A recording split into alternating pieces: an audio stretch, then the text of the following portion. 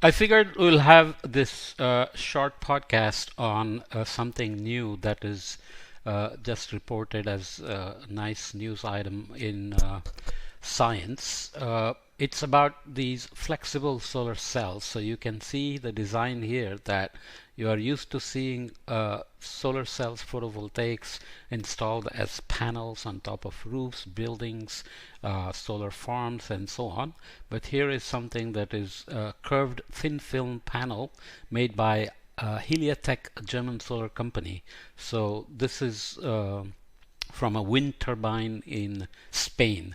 So imagine you are producing wind energy, and then on the structure itself you have these flexible solar cells. So you can imagine that these are going to create a lot more space for capturing solar energy as opposed to just flat panels.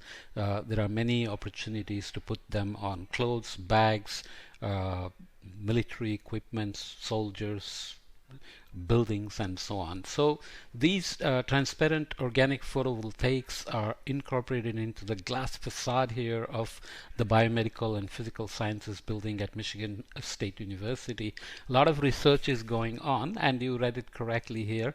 These are organic materials, so the bonds and the structures and the uh, various um, options exist for making these more flexible than the so-called SIGs, copper, iridium, gallium, selenium kind of cells that are typically made silicon based, but then you had perovskite, which made a lot of noise because the efficiency of these so-called OPVs, organic photovoltaic cells, tend to be low as of now, even though a lot of research is going on to increase their efficiency from 10 less than 10% to maybe above 20% and so on. Perovskites can reach 24%. They are a mix of organic and inorganic materials. They have advantages over silicon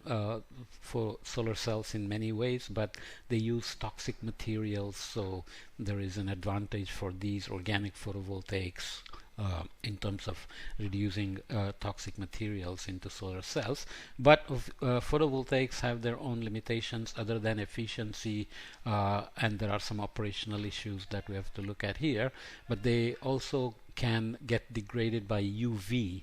So the advantage is that you can design them to absorb IR and allow visible to go through, which is why you can use them in buildings like this. So you're allowing light to come in and yet using the longer wavelengths to produce energy. But UV can degrade the bonds just like organic matter, including us, are susceptible to UV radiation, the ozone hole problem, and so on and so forth, right? But now there are newer methods of adding something like zinc oxide to reduce the UV degradation and extend the life of these organic photovoltaics for longer than a decade or a couple of decades, and so on and so forth.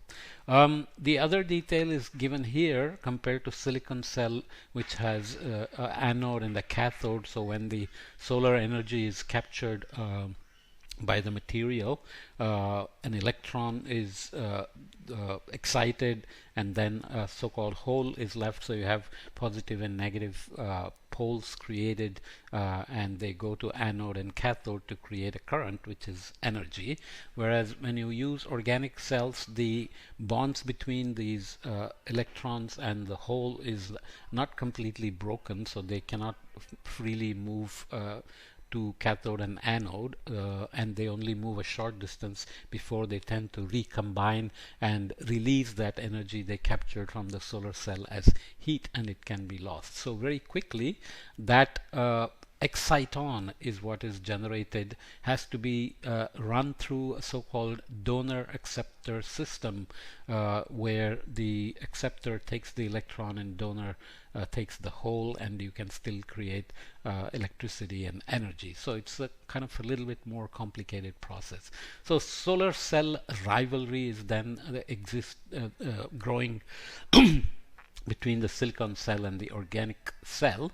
Silicon solar cells dominate the market, but new flexible thin film organic photovoltaics are surging in performance and could open up new applications. Both types of solar cells have a sandwich-like structure, which is shown in a simplified way here, but they differ in how they move charges to create an electric current, which is what is needed to get energy or convert solar energy, light, into a current and energy. So sunlight kicks electrons out of their atomic orbits. The electrons travel to the anode and then through an external wire to the cathode to run the electricity. So here you have electron being excited, being attracted to the anode, and then externally you bring it back to the hole, which is what is left behind when the electron is excited.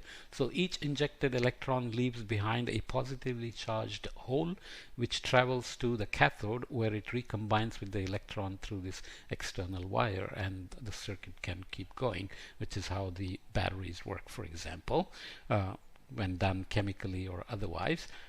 In the organic cells, on the other hand, organic compounds hold tightly onto the electrons, so sunlight only provides enough energy to create an exciton as opposed to the separated electron and the positive hole.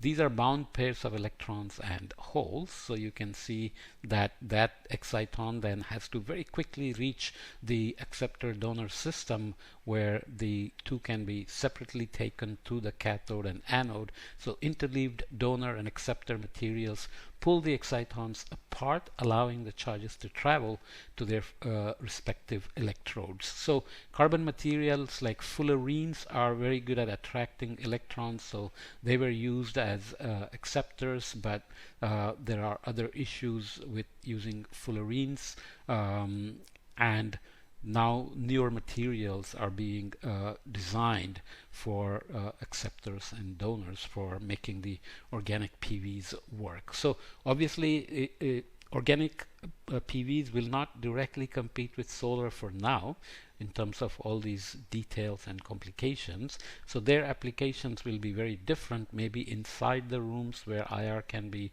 used, or as building facades where they can serve as windows and energy units on various objects like wearable electronics and so on and so forth. So the competition between them continues. Organic photovoltaics took a big hit when perovskites came along and increased the efficiency of their light harvesting to over 20%, something like 24%.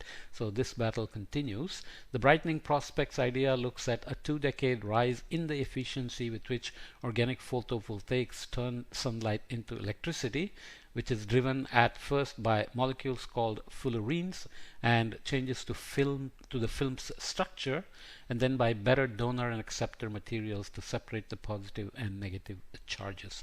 So cell efficiency, you can see, originally died in the lab because of the very low efficiency, has had a couple of jumps and rises along the way, and expected to cross into perovskite kind of range above 20%.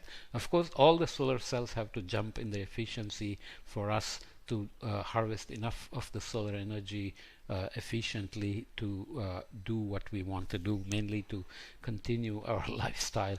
But instead of burning fossil fuels and emitting carbon, we use these kind of renewables to reduce emissions and keep our eye on the global warming targets and so on and so forth. So that's kind of a very short introduction to the idea of organic photovoltaics, and you know the pros and cons and where they stand right now. So silicon still dominates the market. Perovskites are coming along, but they are not they are not outcompeting solars yet, and organics will not outcompete silicon. Organic PVs will not outcompete silicon anytime soon, but their application is very different, and they will begin to fill the gaps where flat solar panels cannot be fit in. Okay, so just keep that in mind, and we'll keep tracking these advances as we go along. There are other papers coming along in Nature Energy and so on, which look at how the chemical depositions on materials are being used to harvest light at various wavelengths, designer kind of wavelength matching of absorption by materials, and then again exciting electrons and doing conversion to the currents and electricity and energy and so on. So let's leave this here for now, okay?